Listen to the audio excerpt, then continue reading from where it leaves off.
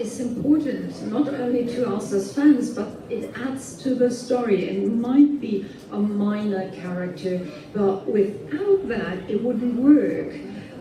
Yeah, you guys have such respect for people who, in ordinary shows, they don't get, like somebody who's behind a mask all the time in a normal show, wouldn't get the love that they get here. Like, it's amazing to watch how seriously you take everything and how each person has such meaning to all of you over years. I mean, C-3PO, who would have thought that years and years later he would have all these people who probably weren't even old enough or born in some cases to have seen the original at the time, are taking pictures and telling him how much he means. Or Barry, who's the Mandalorian, you know? It's incredible the love that you guys give to characters.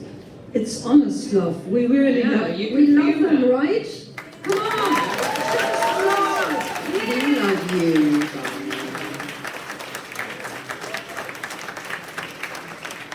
And who do you love the most?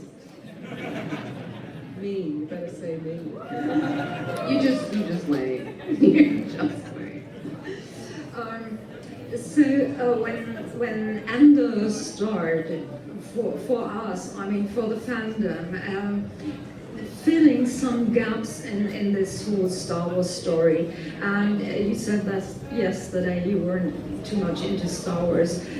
So how much of the background did you get for your character? None. And listen, I'm going to defend my right to not have been a Star Wars fan before I did this show, because if I had been, I might not have been able to give you Dedra. So you get one or the other. You get either I'm a huge fan of Star Wars, or you get my work as Dedra. If I was a fan like many of you are, I would have panicked on the set the first day, and I wouldn't have been able to do my job. So I think Tony Gilroy deliberately chose people that wouldn't be too intimidated by the galaxy they were about to go into. So you can just focus on the work. And now, slowly, I'm starting to understand what it is to be a Star Wars fan, and I'm doing a bit more homework on it. So the first step for me is to watch season 1 of Andor, then 2, then Rogue One, and then do the originals, and then do it like in a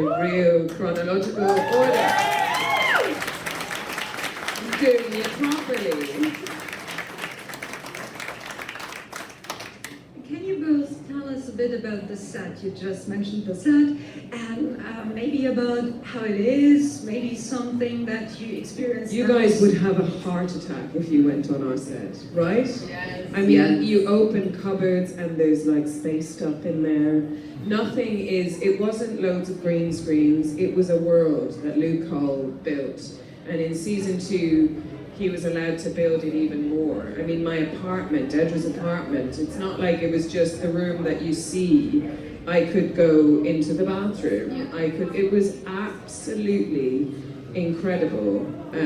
All of it, the detail is, I mean, they should really hire it out so you guys could just come and hang out on the set, right? Yes. It'd make a fortune. No, seriously, you took the words right out of my mouth. Like, Luthen's gallery and that back room, you open up all the drawers, there's stuff in all the drawers, there's nuts and bolts and things, and the reason they do that, I mean, you won't see that on camera, ever, but they put that in there because it makes the space feel real for us. It means we can do a better job because we can genuinely believe that we're in this workshop cleaning up an antique whatever thing.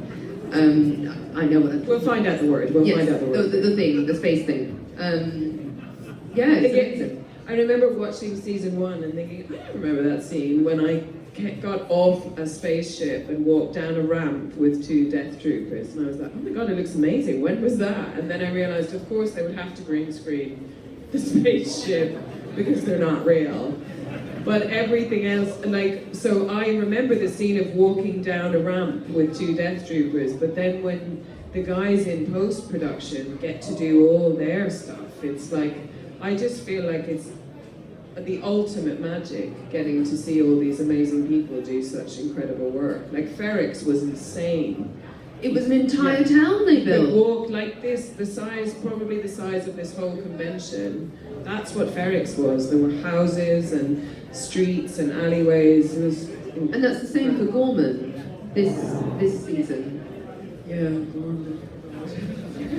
Stressed me out, Gorman even saying the words. Tune in for more. Before I go on asking questions, are there any questions from you? So you can translate if you...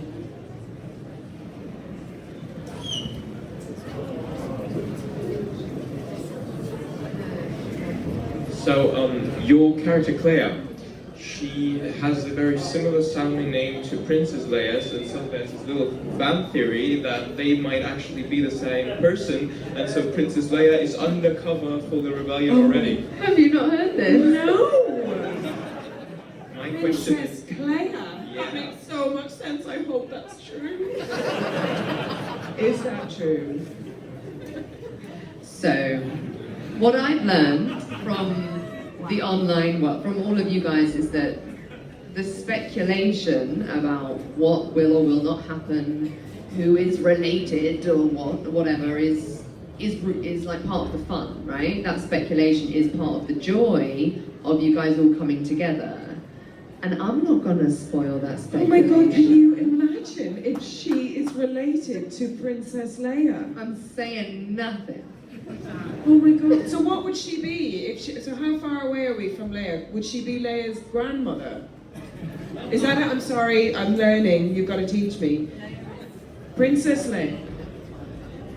Leia is 14 at the time of, oh, so you could be cousins. I'm I saying don't know, nothing. man, this could be a really good thing. Let's sit here for the rest of the day and talk about it. What else? Oh. Oh, This is why I shouldn't know anything. So much more fun for everyone. let's hear another question. Maybe we can just... Maybe I'm related to Leia. Maybe Dedra is That Princess would Leia's be grandmother. something, yeah.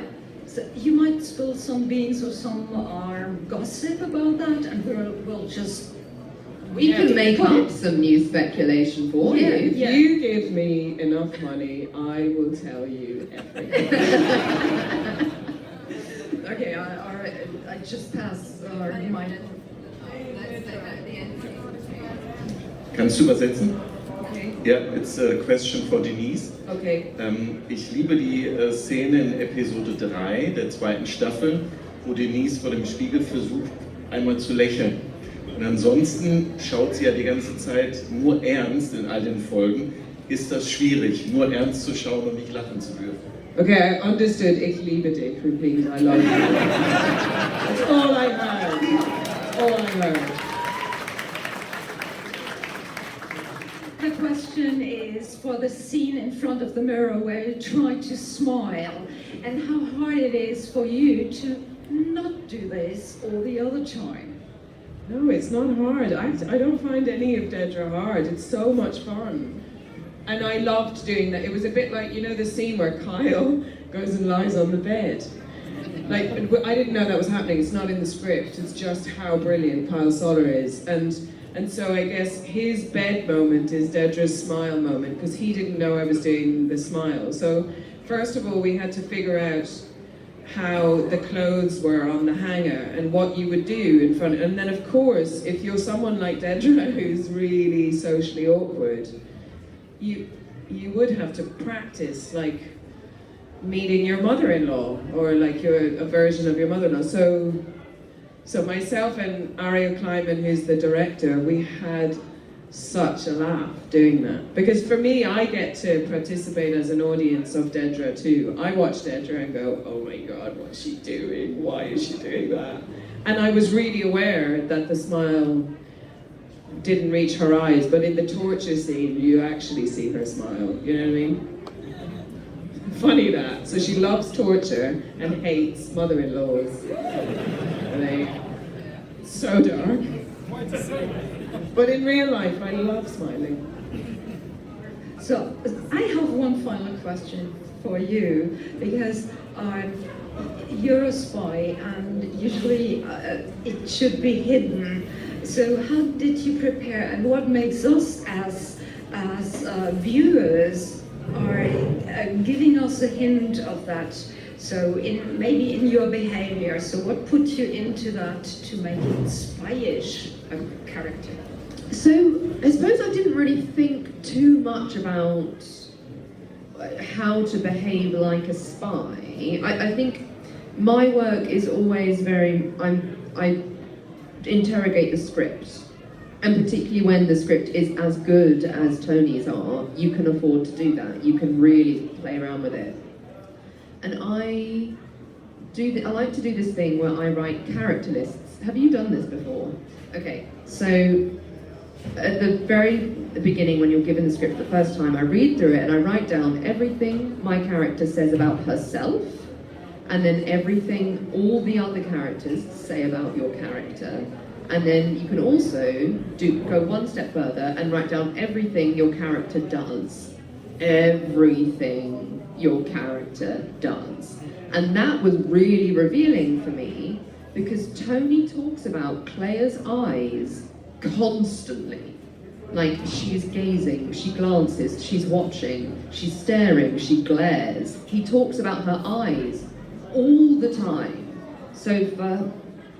From that I was like, okay, there's this really intensely watchful quality for Kleya, and I think that really leans into the whole espionage thing, because she's trying to work people out, she's trying to sort of see through people. So I think that's sort of the work that helps with the spy element of it. It was just sort of a lot of interrogation of the script. Because you can't play the thing that is the main thing about, so I can't play a baddie. You just play the person and all their things, and then... And the script itself gives the spy quality. The script itself gives the baddie, and we fill in the tiny little details that are sort of in between the lines. But you do it that way, that we are more than just honored to have you here, to see you on screen, and we are so thrilled to see what's going on next here. And of course, thank you so much for being here in Cologne at this convention, for being here for us, answering all the questions, signing everything we bring to you. We hope to have you back someday.